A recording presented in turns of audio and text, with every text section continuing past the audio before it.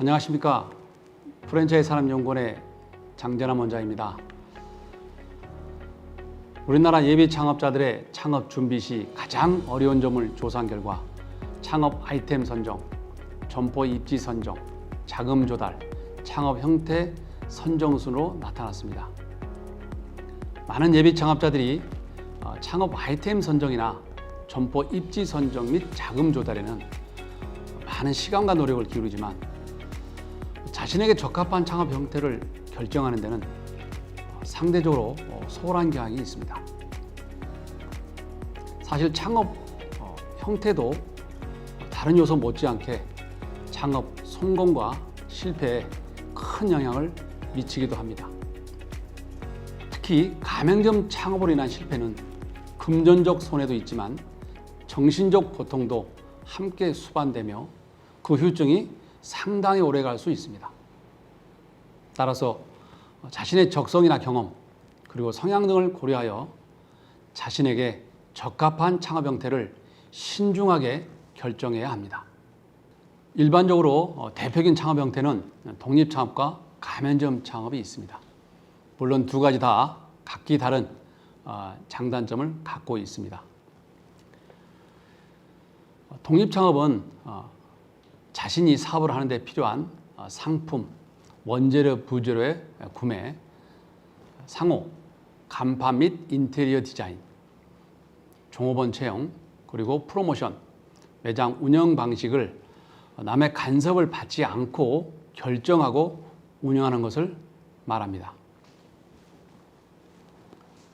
일반적으로 독립창업이 가맹점 창업에 비해 창업 자금이 많이 필요하고 안정적인 매출과 이익을 확보하는 데 더 많은 시간이 걸리며 실패율 또한 높다고 볼 수 있습니다. 반면에 독립창업의 장점은 직영점이 성공하면 프랜차이즈 사업을 통해 더 큰 기업으로 성장시킬 수 있다는 점입니다. 특히 창의적이고 차별화된 상품과 서비스를 고객에게 제공하고 있거나 기존 상품보다 월등히 우수하다면 체계적인 준비를 거쳐 프랜차이즈 사업을 하는 것도 매우 바람직합니다. 흥미로운 것은 지금 성공한 많은 가맹본부의 CEO들이 프랜차이즈 사업을 하기 전에 독립창업을 통해 사업을 시작했다는 점입니다. 독립창업으로 성공하기 위해서는 일단 자신이 하고자 하는 사업에 대한 전문 지식과 풍부한 경험을 갖고 있는 것이 바람직합니다. 또한 판매하고자 하는 상품에 대한 수요 조사와 유통 구조, 경쟁사, 고객 니즈에 대한 철저한 조사를 바탕으로 사업 계획서를 작성한 후에 창업을 한 것이 매우 중요합니다. 반면에 가맹점 창업은 창업을 하는 데 필요한 상품 및 서비스, 원재료 및 부재료 구매, 상호, 간판 및 인테리어 디자인, 종업원의 채용, 그리고 프로모션, 매장 운영 방식 등이 하나의 패키지화된 프랜차이즈 시스템을 가맹본부로부터 일정한 계약 기간 동안 빌려서 사업을 하는 것을 의미합니다. 즉, 가맹본부가 소유하고 있는 상표를 포함한 영업 표지를 사용하고 가맹본부가 개발한 상품과 서비스를 판매하며 가맹본부가 구축한 브랜드 인지도와 프로모션을 지원받아 고객을 유치하고 그걸 통해서 매장 운영하는 방법을 전수받아서 창업을 준비하고 점포를 운영하는 것을 말합니다. 프랜차이즈는 우리들이 의식하든 의식하지 않든 이미 우리 삶의 일부분이 되고 있습니다. 길가에 준비되어 있는 수많은 건물의 간판에서도 크고 작은 매장의 상품과 서비스에서도 심지어 도로 위를 달리는 자동차나 트럭을 통해서도 우리는 프랜차이즈를 확인할 수 있습니다. 개인적인 소비 생활이나 사업을 하는 데 있어서 필요한 여러 가지 요소들을 구매할 때도 우리는 프랜차이즈화된 상품과 서비스를 통해서 구매를 하거나 이용하는 시대에 살고 있습니다. 뿐만 아니라 대기업에서부터 소상공인들까지 가맹사업을 통해 제품과 서비스를 판매하고 사업을 확대할 뿐만 아니라 많은 예비 창업자들이 가맹점 창업을 통해 창업을 하고 있습니다. 이제 프랜차이즈는 요람에서 무덤까지라 해도 과언이 아닐 겁니다. 이러한 프랜차이즈를 통한 가맹점 창업이 독립창업에 비해 창업 자금이 더 많이 소요된다고 주장하는 사람들이 있지만 가맹점 창업은 가맹본부가 이미 독립창업 시 발생할 수 있는 시행착오 그리고 정보 부재나 경험 부족에서 비롯된 잘못된 가격 협상으로 인한 비용들이 사전 경험을 통해 검증하고 또는 공동 구매를 통해 절감되기 때문에 사실 창업 비용이 훨씬 적게 들어간다고 할 수 있습니다. 또한 가맹 숫자가 많아지면서 공동 구매를 통해 원가 절감의 효과는 더욱 커지게 되어 있습니다. 뿐만 아니라 공동 마케팅을 통해서 브랜드 인지도 제고와 브랜드 이미지 제고를 통해서 신규 고객 창출도 용이합니다. 물론 가맹점 창업을 하는 데 있어서 수수료 또는 가맹금을 지불해야 합니다. 하지만 가맹본부로부터 받게 될 교육과 지원, 상품 및 원재료 부재료 공급과 가맹점 운영과 관리에 의한 다양한 지원 등을 받게 됩니다.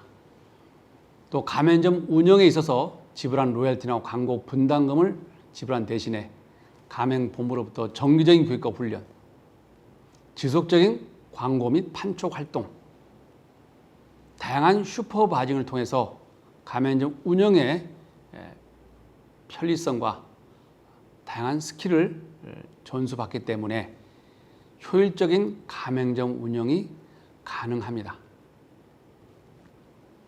한마디로 가맹점 창업은 가맹점 사업장에 있어서 창업 시 발생할 수 있는 여러 가지 어려움을 겪지 않게 하거나 줄일 수 있도록 해주는 사업의 든든한 파트너, 조언자 또는 후원자인 가맹본부와 함께 사업을 하거나 또는 동료 가맹점 사업자들과 함께 하기 때문에 다른 창업 방법에 의해서 창업 실패율이 훨씬 낮다고 할 수 있습니다.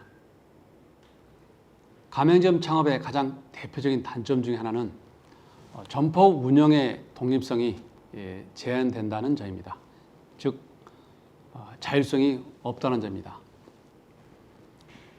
가맹점 창업과 운영은 가맹본부가 구축한 프랜차이즈 시스템의 통일성 유지와 브랜드의 일관성을 위한 원칙과 지침에 따라 운영하도록 되어 있습니다. 물론 이러한 요소들은 가맹사업의 가장 중요한 요소들이고 그 요소들의 통일성과 일관성이 가맹본사와 가맹사업자 모두의 성공에 매우 중요하기 때문에 불가피하게 가맹본부는 가맹점과 가맹점 사업자들을 관리하거나 통제할 수밖에 없습니다. 가맹점 창업에 있어서 가장 큰 단점 중에 하나는 가맹본부의 우월적 지위 남용과 불공정 거래 행위로 인하여 피해를 볼 수도 있고 그 피해에 대해서 가맹점 사업자가 가맹본부를 대상으로 대응하기가 매우 어렵다는 사실입니다. 가맹점 창업의 또 다른 단점 중에 하나는 점포는 가맹점 사업자 소유이긴 하지만 그 가맹 점포를 가지고 가맹 사업을 하는 권리는 가맹본부에게 있습니다. 또 그 가맹점을 운영하면서 필요한 여러 가지 상품과 서비스, 디자인, 매장 운영 방법 이러한 등은 가맹본사가 개발해서 가맹점 사업자에게 제공하기 때문에 그 본사가 제공한 요소들의 경쟁력이 곧 가맹점 사업자의 경쟁력이라 할 수 있습니다. 그만큼 가맹점 창업에 있어서 가맹본부의 선택은 매우 중요하다고 할 수 있습니다. 따라서 가맹본부를 잘못 선택하거나 가맹본부의 여러 가지 내부적 문제 때문에 그 가맹사업 자체나 본부가 잘못된다면 그건 바로 가맹점 사업자의 사업적 어려움과 실패로 이어질 수 있다는 점입니다. 가맹점 창업의 마지막 단점은 하나의 브랜드를 함께 사용하는 동료 가맹점 사업자의 또 하나 가맹점의 잘못된 실수로 인해서 전 가맹점이 동일한 피해를 볼 수 있다는 점입니다. 결론적으로 말씀드리면 가맹본부, 가맹점 사업자 그 모두가 동일한 그 브랜드의 인지도와 이미지를 제고시키는 함께 노력해야만 성공할 수 있고 누군가가 그렇지 않게 행동한다면 모두가 피해를 볼 수 있다는 점입니다. 독립 창업이든 가맹점 창업이든 창업은 결코 쉽지 않습니다. 다만 가맹점 창업이 독립 창업에 비해서 실패율을 최소화할 수 있다는 것은 분명한 사실입니다. 제가 말씀드린 독립 창업과 가맹 창업의 여러 가지 정의, 장단점을 잘 고려하셔서 본인에게 가장 적합한 창업 형태를 결정하시는 것이 가장 바람직하다고 할 수 있습니다. 감사합니다.